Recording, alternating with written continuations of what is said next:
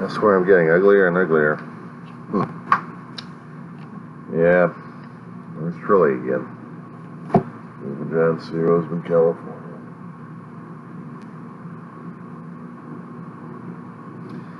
So yesterday was a celebration of fathers, and I made a video concerning about Father's Day. I really got to find a way to get YouTube working for me at this point over here, because hardly anybody else knows about the damn thing. And for what I've been trying to do, you know, I'm not hip, I'm not slick, I am not with it. Whatever they're going to slang they're going to be using at this point over here, I'll go. I'm not with you guys. I'm not with the newer generation. I'm just me. You know, I'm just little old me. Well, not so little anyway. But I manage with what I've got. I'm not the most exciting person around. And when I start complaining about how I'm not, instead of what I am, it usually gives people a bad impression about me in the first place. There's almost not much I can try to self-promote myself at this point. Except I'm just one guy trying to get an experimentation going on YouTube, see whether or not if anybody's going to be foolish enough to watch all these damn things. To look at it, it's like, oh my God, he's so boring. He's so weird. And you know what? That's me. I live that kind of lifestyle at this point over here. I've done life stories, tried to explain some things I've gone through, doing what I am at this point over here, why I'm not with it. I am not whatever the new generation will be using it these days. I don't care. I am just not up to speed on that kind of situation. Old, slow, comfortable, kicking back, chilling. What those say, chilling like a villain.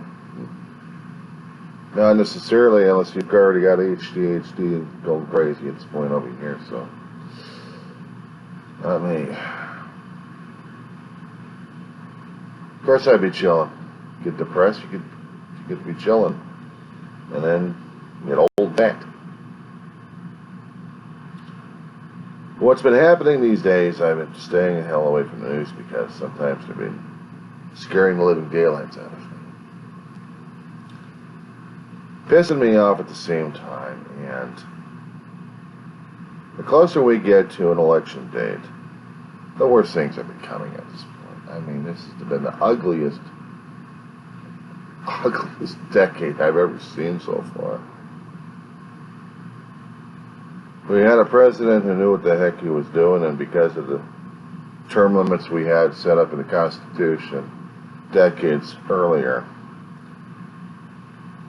a good man turned out, and then the corrupt government gets in. Actually, the corrupt government stays in, and fights like hell to continue with their money. We want money, money, money, money, money, money, money, money. Other people want money, money, money, money, money, money, money. I talk politics, and I take off a lot of people regarding observations of what's been going on at this point over here. But it doesn't solve anything. It doesn't solve situations. It doesn't solve. Period. It just doesn't.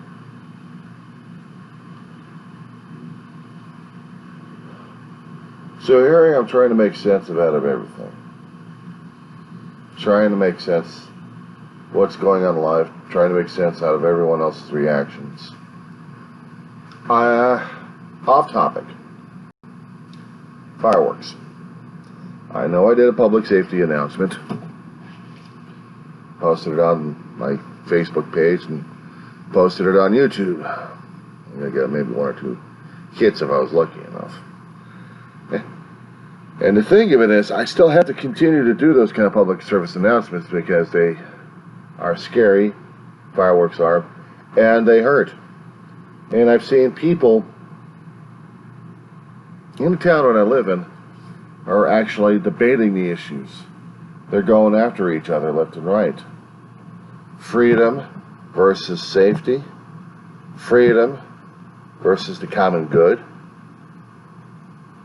You're interfering with my rights versus the rights of others.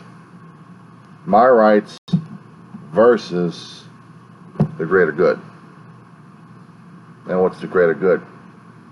That's the masses.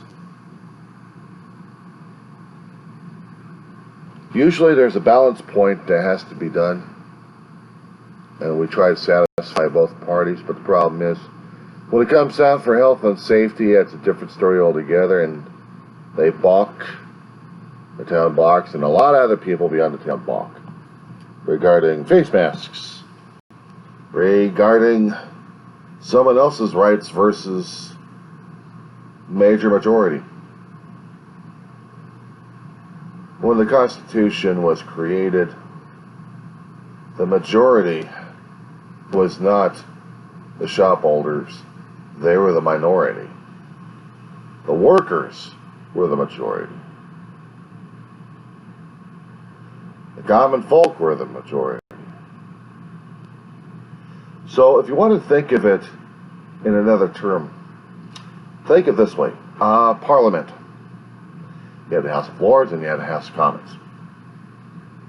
Well, basically the House of Representatives is the House of the people, and therefore they're House of the Commoners. And then the U.S. Senate becomes the House of the Lords, of those who have to actually have the haves.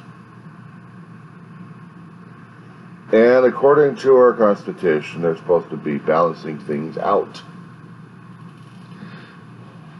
coming up to compromises so the executive branch can sign bills, make things into law. Normally how it's supposed to be working. You just don't have one particular side trying to gain power. And that's been happening too much.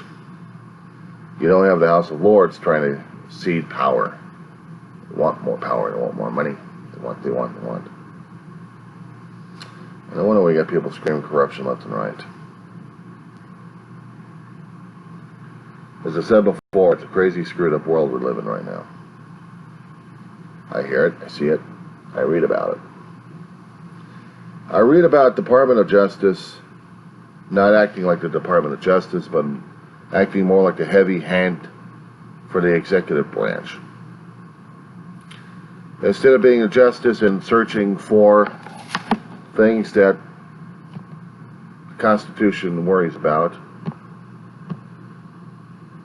no, the Department of Justice becomes more like the iron fist sometimes for the executive branch and for the House of Lords.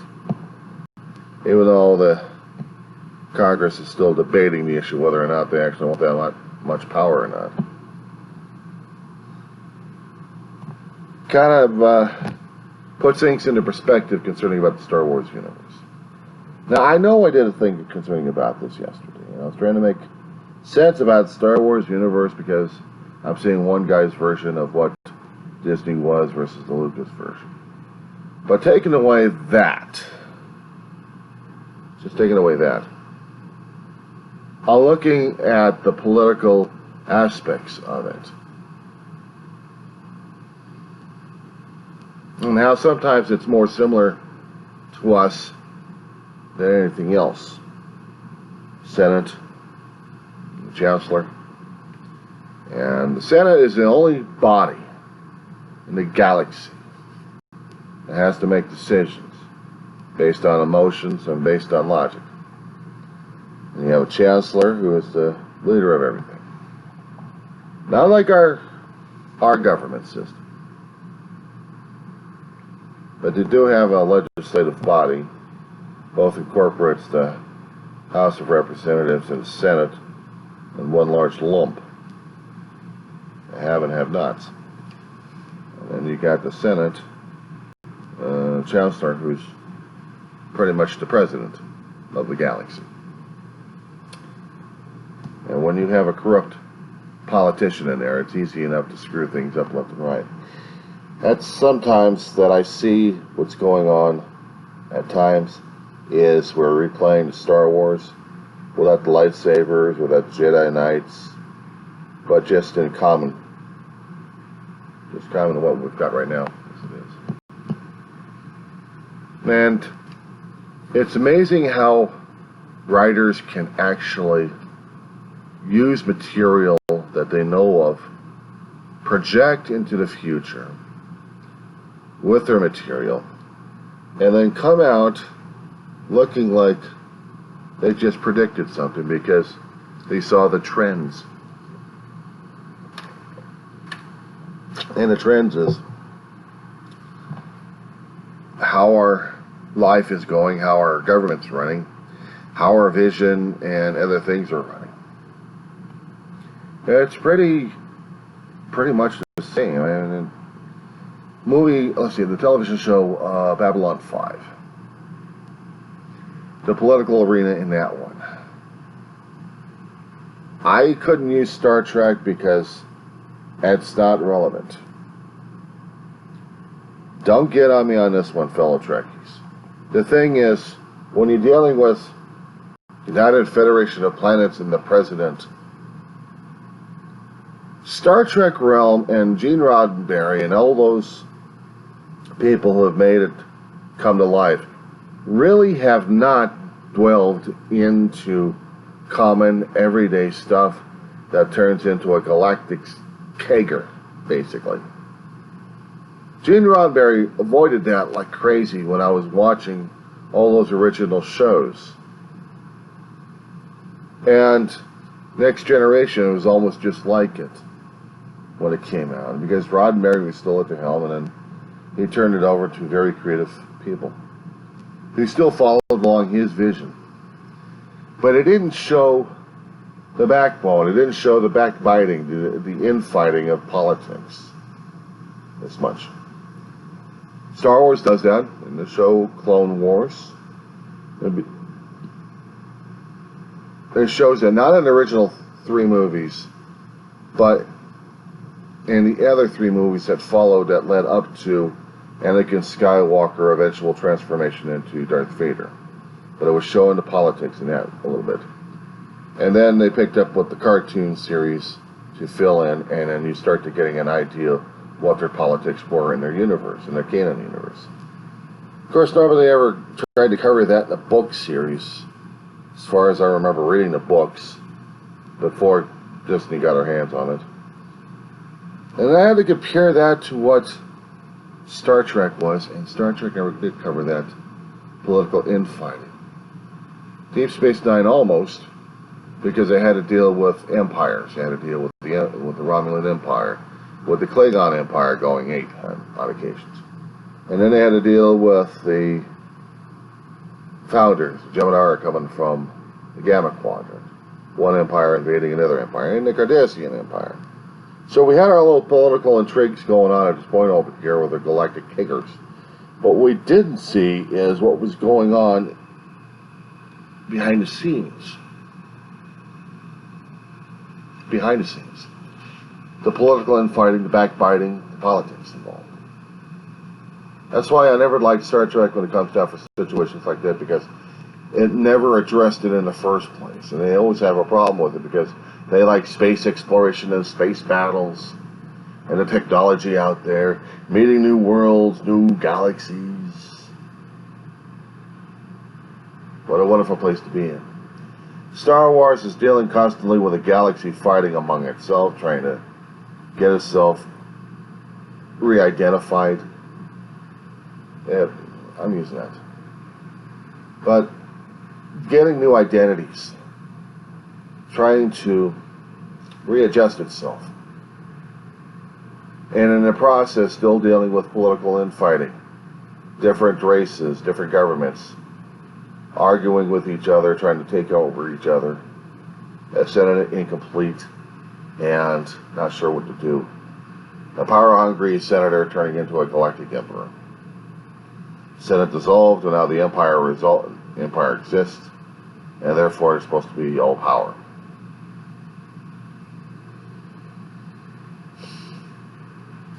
And then in the books afterwards, the political infighting still continues. Because, actually, if I remember some of the books, don't ask me about the damn titles. But there are titles out there talking about the political infighting constantly. And therefore, we identify more and more with that. At least I'm trying to identify more and more with that. In Babylon 5, it's a different situation at this point over here, because you've had neutral territory, you've got all these other empires, all these other races out there with their own little territories. Either mutually agreement, trying not to kill each other, or some of them trying to kill each other. And they had to have a common place with their representatives to argue, to find ways of peace, and then having that peace blow up in front of their face. Then you have a political kegger. And in the end, things had to readjust itself after the keggers are done. New alliances are formed, people calm down a bit, waiting for the next cycle to go. In real life, that's becoming the standard these days. Without the space battles, without the alien races, those were allegories compared to our current situation right now. We have politics driving everybody crazy right now. It's supposed to drive people crazy. Politics was never the easiest thing in the universe to deal with in the first place, because you're dealing with the will of the people, whether or not if they wanted to be governed or not, and it's by the consent of the people. If you're going to be going with a democracy at this point over here, if not, it's just going to be an autocratic society at this point over here. We have a leader and a group of people saying, this is how it is, period, deal with us or else. We're going to get the Grand Army and a thump on your head. And that's basically how we're looking at it right now. We have a country with a constitution that's worried whether or not we're going to turn into an autocratic society, because we've got one group of people saying that we want one thing here. We want this everything inclusive here. It's easy enough to be influenced and corrupted. But then again, to look at the other portions that we want equal representation, that's also equally corrupted. There is no way that you can have a government without having pure corruption in it, or any kind of corruption in it. There's no way. I don't care what they say. From what people look at history of the human race, there's always corruption of sorts. Nothing is pure, because this is part of our governing system, the good and the bad of it. Our high, lofty moral ideas, and then the common reality of it. That's how it is. That's how I see it. That's how the history is being interpreted to me at this point over here, every single day. I'm not reading any history books at this point over here, unless I'm in a history class, trying to get a little bit more perspective of what's going on. But of what I'm seeing and what I'm observing at this point over here, when I'm listening to the people in the street, when I'm hearing the politicians going, yep, yep, yep, yep, yep, yep, yep, yep, yep, I'm seeing trends. I'm seeing trends that remind me that either we're going uphill or downhill, or we're just going the same route and just going crazy at the same time. And basically that's it, all the time. Except when you have a ruler that seems to be either inept, and then you've got politicians who want to take full advantage of everything, and they want more. And they get power hungry and they get greedy. And they deny everything. They deny things, they deny events, they deny, because they want what they want, but they deny reality. It reminds me of other countries that have had their own problems with their own revolutions. And we've got a lot of them in U.S. history.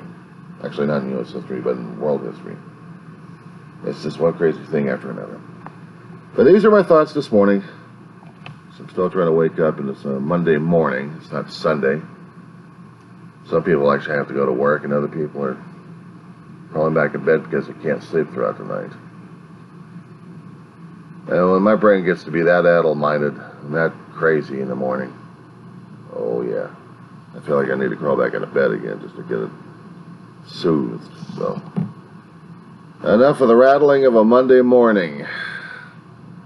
If you actually made sense out of this poor, pathetic human being, leave a comment. Give me a thumbs or a thumbs. Just saying, what the hell are you trying to say this morning? Have you had your coffee? No, I haven't had my damn coffee. If I had my coffee, it'd be a hell of a lot worse.